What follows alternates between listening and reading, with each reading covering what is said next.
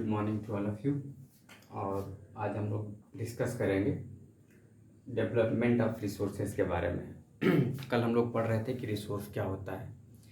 तो हमने कल क्या सीखा कि जो कुछ भी हमारे सराउंडिंग हमारे इन्वायरमेंट में अवेलेबल हो और वो हमारे नीड्स को फुलफ़िल करती हो तो उसको हम लोग क्या बोलते हैं, उसको हम लोग रिसोर्स बोलते हैं। तो अब रिसोर्स जो है उसका डेवलपमेंट भी ज़रूरी है।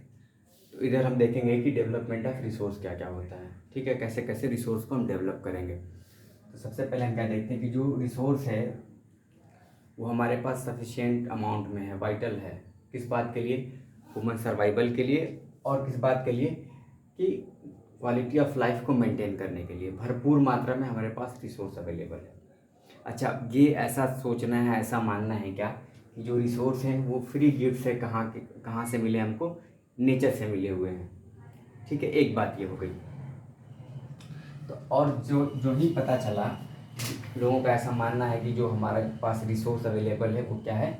गिफ्ट है नेचर का। तो हम लोगों ने क्या करना शुरू कर दिया? इसका जो इस्तेमाल करना शुरू कर दिया, अंधाधुंध करना शुरू कर दिया, ठीक है। मतलब जो जैसे तैसे पैसे वैसे कोई मतलब नहीं है कि ये रिसोर्स बचेगा कि नहीं बचेगा, आगे होगा कि क्या होगा, आने वाले जनरेशन के लिए क्या होगा। क्योंकि हमें ऐसा लगता है या लोगों को ऐसा लगता है कि जो भी हमारे पास रिसोर्स अवेलेबल है, जो मिले है वो फ्री गिफ्ट है नेचर की तरफ से और ये हमेशा हमेशा के लिए रहेगा, लेकिन ऐसा नहीं है, ठीक है। तो आई थिंक यहाँ तक में कोई दिक्कत नहीं है आपको। उसके बाद क्या है कि जो रिसोर्सेज हैं वो कुछ ही लोगों के पास है। हैव और हैव नॉट कह लीजिए या कह लीजिए रिच या पुअर में इनको कैटेगराइज कर दीजिए कि जो लोग रिच हैं जिनके पास रिसोर्स हैं उनके पास रिसोर्स हैं, और कुछ लोग ऐसे हैं जो पुअर हैं उनके पास क्या है? रिसोर्स नहीं। जैसे मान लीजिए एक रिसोर्स हमने मान के चला लैंड की ही बात कर लेते हैं, ठीक है। तो किसी के पास क्या है? बहुत सारे लैंड्स हैं, तो किस कैटेगरी में आ गए? रिच हो गए। जो लैंडलेस हो गए वो किस कैटेगरी में आ गए? आपके पुअर कैटेगरी में आ गए। बात समझ में आ रही है? तो इस रिसोर्स के हिसाब से क्या हो गया कि कुछ रिसोर्स जो है कुछ लोगों के पास है और कुछ लोगों के पास नहीं है, ठीक है। उसके बाद क्या हुआ? रिसोर्स का एक्सप्लॉयटेशन हुआ, ठीक है ना। अंधाधुंध हमने इस्तेमाल किया, कोई लिमिटेशन नहीं था, कोई रुकावटें नहीं थी। उसकी वजह से क्या हुआ कि जो हमारा इकोलॉजिकल क्राइसिस हो गया ग्लोबल लेवल पे, ओजोन लेयर का डिप्रेशन हो जाना, ग्लोब का वार्म हो जाना वगैरह वगैरह, ठीक है। उसके बाद क्या हुआ कि डिप्लेशन है। किस बात का डिप्लेशन है? फ्यू इंडिविजुअल्स के लिए। अच्छा, रिसोर्स है। देखिए पहले क्या है कि कुछ लोगों के पास बहुत रिसोर्स है, कुछ लोगों के पास नहीं है, कुछ लोगों के पास कम रिसोर्स है। एक कैटेगरी तो ये हो गई। कुछ ऐसा है, कुछ ऐसे लोग हैं जिनके पास रिसोर्स इतना भी नहीं है कि उनके जो बेसिक नीड्स हैं उनको फुलफिल किया जा सके। ऐसे भी लोग हैं जिनके पास बिल्कुल भी रिसोर्स नहीं है, ठीक है। अब अगर क्या होता है कि अगर ऐसा ही चलता रहा कि किसी के पास बहुत ज़्यादा रिसोर्स है तो बहुत ज़्यादा रिसोर्स है, किसी के पास रिसोर्स नहीं है तो नहीं रिसोर्स है, कुछ लोग अमीर हैं रिसोर्स के मामले में, कुछ लोग गरीब हैं रिसोर्स के मामले में, और हमारा जो इकोलॉजिकल क्राइसिस है वो बढ़ता गया, ग्लोब हमारा वार्म होता गया, ओजोन लेयर डिप्रेशन होता गया, इन्वायरमेंट हमारा पॉल्यूट होता गया। तो ये क्या है? हमारा एक साइन है किस बात के लिए कि जो हमारा प्लैनेट्स है उसका फ्यूचर किस में है? डेंजर में है, ठीक है ना। आने वाला वक्त हमारा बहुत खतरनाक होने वाला है। यहाँ तक में कोई दिक्कत आई थिंक नहीं होगी, यहाँ तक बस समझ में आ गई। उसके बाद क्या है कि हमारे पास रिसोर्स तो है, ठीक है, रिसोर्स है। एक चीज़ हमने देख लिया कि रिसोर्स है भरपूर मात्रा में है, लेकिन उसका प्रॉपर डिस्ट्रीब्यूशन नहीं है। किसी के पास ज़्यादा है, किसी के पास कम है, किसी के पास सही नहीं है। तो क्या होना चाहिए कि इक्विटेबल डिस्ट्रीब्यूशन होना चाहिए, ठीक है ना। सही मायने में सही तरीके से डिस्ट्रीब्यूट होना चाहिए ताकि जो रिसोर्स है वो हर किसी के पास पहुँचे। बात समझ में आ रही है? तो इससे क्या होगा कि हमारी जो सस्टेन्ड होगी क्वालिटी ऑफ लाइफ, ठीक है ना। सस्टेन्ड होना क्वालिटी ऑफ लाइफ का मतलब क्या होता है कि जो सारे लोग हैं उनकी जो बेसिक नीड्स हैं वो सारी की सारी फुलफिल हों, ठीक है। आने वाला फ्यूचर के लिए भी हमारे पास रिसोर्स बचे वगैरह वगैरह, ठीक है। सिर्फ हम आज ही के लिए नहीं जिए, ठीक है ना, हमारा आने वाला कल भी क्या हो? बेहतर हो। उसके बाद क्या होगा? अगर जो रिसोर्स है उसका प्रॉपर डिस्ट्रीब्यूशन होगा, सही वे में डिस्ट्रीब्यूशन होगा, तो क्या होगा कि जो हमारा ग्लोबल लेवल पे क्या होगा? पीस होगा, शांति होगा। लोग रिसोर्स के लिए लड़ाई नहीं करेंगे। बात समझ में आ रही है? क्योंकि रिसोर्स के लिए भी सारी लड़ाई है, ठीक है। तो ग्लोबल पीस होगा अगर इक्विटेबल डिस्ट्रीब्यूशन होगा रिसोर्स का, ठीक है। उसके बाद क्या है कि सस्टेनेबल डेवलपमेंट है। सस्टेनेबल डेवलपमेंट का मतलब क्या होता है कि डेवलपमेंट तो हो आपका लेकिन विदाउट डैमेजिंग। किस बात के लिए डैमेजिंग? कि आपका इन्वायरमेंट डैमेज नहीं हो, यानी हम डेवलप तो करें अपने आप को, ठीक है। हमारे पास कोई रिसोर्स है, ठीक है, अवेलेबल, इस रिसोर्स से हमने कोई एक और नया रिसोर्स बनाना है, ठीक है। अब ये रिसोर्स हमको कहाँ से मिला, हमको ये रिसोर्स नेचर से मिला है। ये रिसोर्स हमारा कौन सा होगा, ये रिसोर्स हमारा मान लीजिए मैन मेड होगा, ठीक है। अब अगर हमको इसकी ज़रूरत है, लेकिन हम बनाए रिसोर्स, डेवलप करें, लेकिन क्या करें, विदाउट डैमेजिंग करें, यानी डैमेज नहीं हो। क्या डैमेज नहीं हो, हमारा इन्वायरमेंट डैमेज। जैसे मान लीजिए हमारे पास क्या है, हमारे पास एक लैंड ऑफ पीस है, ठीक है।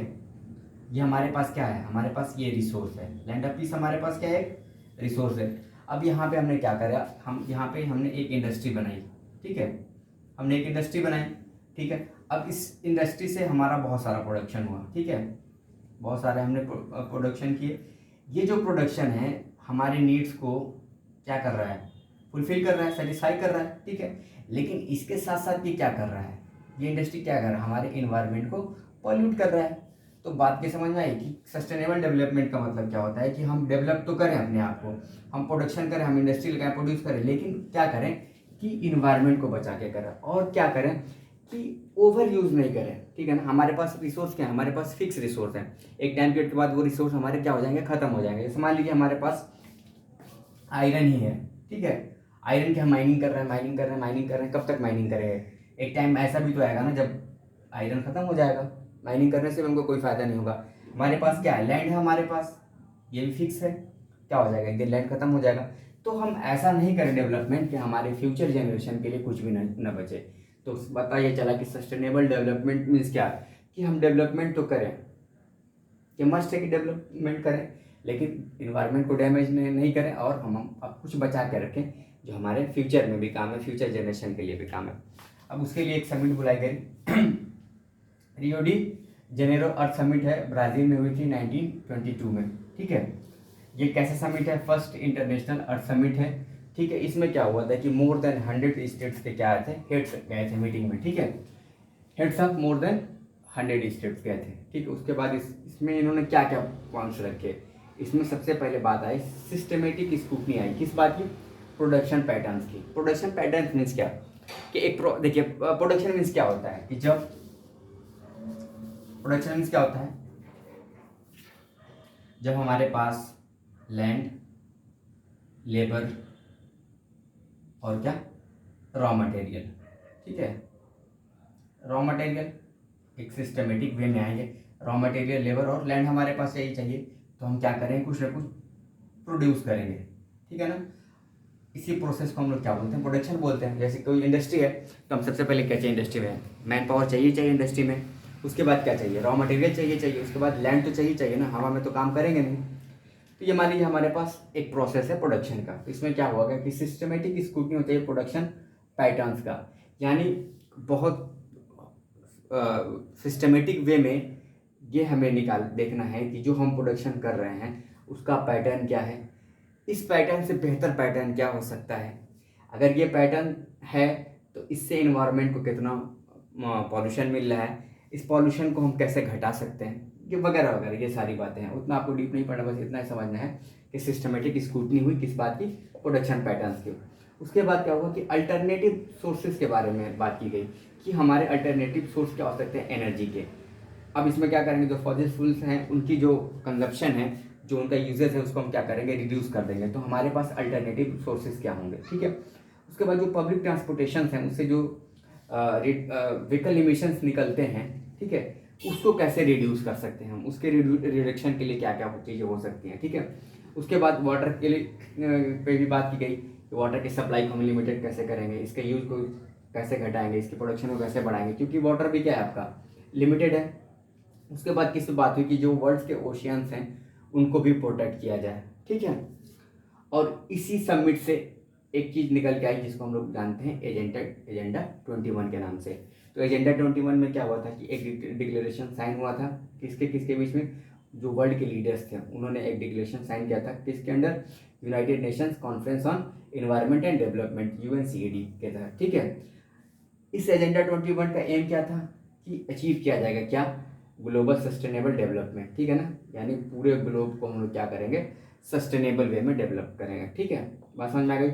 किस बातों पे फोकस किया गया कि जो भी इन्वायरमेंटल डैमेज है उस पर फोकस किया गया, पॉवर्टी पे फोकस किया गया और डिसीजेस पे फोकस किया गया, क्या क्या है हमारे साथ चैलेंज है, और म्यूचुअल अंडरस्टैंडिंग के साथ इसको हम डील करेंगे और एक दूसरे को कोऑपरेट करेंगे ग्लोबल लेवल पे। और इस एजेंडा 21 की जो सबसे अच्छी चीज़ थी वो क्या थी, जो भी लोकल गवर्नमेंट होगी वो अपना लोकल एजेंडा तय करेगी, ठीक है ना। यानी इसको बड़े लेवल पर देखिए, होता क्या है कि जो लोकल गवर्नमेंट है वही लोकल प्रॉब्लम समझती है, तो हर लोकल गवर्नमेंट को ये आज़ादी थी कि वो अपना लोकल एजेंडा खुद तय करें।